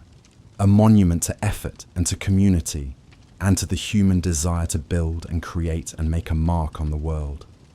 The light fades. Evening comes to St. Elmo. The mountains darken. The peaks lose their definition. Soon it will be night, complete darkness. The stars will appear, dense and bright and countless. But for now, this moment between day and night, this quiet transition, St. Elmo sits in silence, waiting, enduring. Ending reflection. The stars appear above St. Elmo, one by one, then dozens, then hundreds, then thousands. The Milky Way becomes visible, a bright band across the black sky. More stars than most people ever see in their lives. The darkness at this altitude is absolute. No light pollution, no artificial glow, just stars and darkness and the faint outline of mountains against sky. Stand in the center of the street in this darkness. The cold settles in quickly. The temperature has dropped 30 degrees since sunset. Your breath is visible in the starlight. The air is so dry it hurts to breathe deeply. This is what the residents experienced. This exact darkness, this exact cold, this exact silence. They stood in this street on nights like this. They looked at these same stars. They felt this same cold. They are gone now. But the experience remains. The place remains. The mountains remain. The story of St. Elmo is not unique. Across the American West, hundreds of mining towns followed the same pattern. Discovery, boom, decline, abandonment, erasure.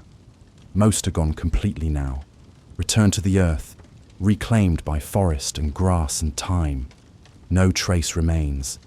A few persist as ruins, collapsed structures, foundations slowly sinking into soil, scattered debris marking where buildings once stood, and a very few remain like this, largely intact, preserved, visible, accessible. St. Elmo is one of the lucky ones, if luck is the right word for a dead town. It survived not because it was special, not because it was more important than other towns, not because it was richer or larger or more significant. It survived because of timing and circumstance and the decisions of a handful of people. It survived because it was left alone at the right moment, neither too early nor too late. If everyone had left in the boom years, the buildings would have been worth salvaging. They would have been torn down for the lumber. The materials would have been reused elsewhere. If everyone had stayed longer, the buildings would have been modified, updated, changed. They would not be authentic remnants. They would be something else. But the timing was perfect. The town died at exactly the right speed, slow enough that care was taken, fast enough that the structures were left intact. And now St. Elmo exists in a strange liminal state, no longer alive, not quite dead. The buildings stand, the street endures, the town persists. But without people, what is a town? Is it the structures, the physical space, the geographic location, or is it the life that once filled that space? The voices and movement and purpose, the community and commerce and connection? St. Elmo forces this question. It exists as pure form without function, architecture without activity, structure without purpose. It is beautiful, undeniably beautiful. The weathered wood, the mountain setting, the sense of time suspended. It is haunting. The emptiness, the silence, the presence of absence. It is melancholy. The evidence of lives lived and ended, of hope and effort and eventual defeat. It is a memorial to ambition, to endurance, to the mining era, to the people who built this town. But it is also just a collection of old buildings, wood and glass and metal slowly decaying, structures that will eventually collapse despite all efforts to preserve them. The people who built St. Elmo believed it would last. They believed they were creating something permanent. They built substantial structures. They used good materials. They invested in the future. They were both right and wrong. The town lasted longer than the mines, longer than the railroad, longer than the residents themselves. But it did not last as they imagined, not as a living community, not as a home, not as a functioning town. It lasted as a marker, as evidence, as a ghost, as a memory preserved in wood and stone. Walk through St. Elmo in daylight, and you walk through layers of time, the present moment, the tourist destination, the preserved historical site. But underneath that, the memory of life, the echo of voices, the residue of hope and effort and survival. The miners who worked in darkness underground, who breathed dust, who risked death every day for wages, the families who endured brutal winters, who raised children in tiny cabins, who made do with almost nothing, the merchants who extended credit they might never collect, who ordered inventory that might not sell, who invested in a future that was never guaranteed, the children who played in the street, who attended school when they could, who grew up in this high valley and then left for easier places, the teachers and ministers and caretakers, the people who tried to build civilization in the wilderness, who believed in community and education and faith. They are all gone now, dead for decades, most for a century or more, forgotten by everyone except perhaps a few descendants who know the family stories. But their town remains, their buildings stand, their efforts persist in physical form. This is what endures, not fame, not fortune, not even memory, really, but the physical marks we leave, the structures we build, the changes we make to the landscape. St. Elmo was carved from wilderness. It was imposed on an inhospitable valley. It was made real through labour and will and hope. It was built by people who had few other options, who needed work, who needed opportunity, who needed a chance at something better. Most did not find fortune. Most left with little more than they arrived with. Some left with less. But they built something. They created a town. They formed a community. They made lives in an impossible place. And though the people are gone, though the purpose is gone, though the life is gone, the town itself remains. It will not last forever. Nothing does. Eventually, the buildings will collapse. The wood will rot. The structures will fail. In 50 years, perhaps. In 100, perhaps longer. With continued preservation efforts, perhaps much longer. But eventually, nature will reclaim what humans built. The forest will advance. The grass will grow. The buildings will sink into the earth. The mountains will remain. The valley will remain. but the human marks will fade. Future visitors will see only faint depressions in the ground, piles of rubble, traces of foundations. They will know a town was here once, but they will not see it. They will not feel it. They will not understand it. That day has not yet come, but it will. It is inevitable. For now, St. Elmo stands. The buildings hold. The town persists. And in persisting, it offers us something. A window to the past. A chance to see and understand. We walk these streets as visitors, as outsiders, as people from a different time, a different world. We cannot fully know what it was like to live here. We cannot fully understand the hardship, the isolation, the daily struggle for survival. But we can look, we can observe, we can try to imagine. We can stand in the center of the main street and feel the weight of time, the presence of absence, the persistence of memory. We can see the buildings and understand that they represent human effort, human ambition, human endurance. We can think about the people who lived here, who worked here, who made lives here against all odds. We can honor them by remembering, by preserving their town, by telling their story. St. Elmo does not teach a lesson. It does not offer a moral. It does not preach or judge or conclude. It simply is. It exists. It endures. It is a town that was, a town that lived, a town that died but did not disappear. It is a ghost town, but not an empty one. The buildings are full of history. The street is full of stories. The valley is full of memory. And as long as we visit, as long as we look, as long as we remember and tell the story, St. Elmo lives. Not as it was, not with people and noise and purpose, not as a functioning community, but as something else, as a preserved moment, as a frozen memory, as evidence that people were here and lived and struggled and endured. The mountains stand eternal. The town stands temporary. Everything is temporary compared to mountains.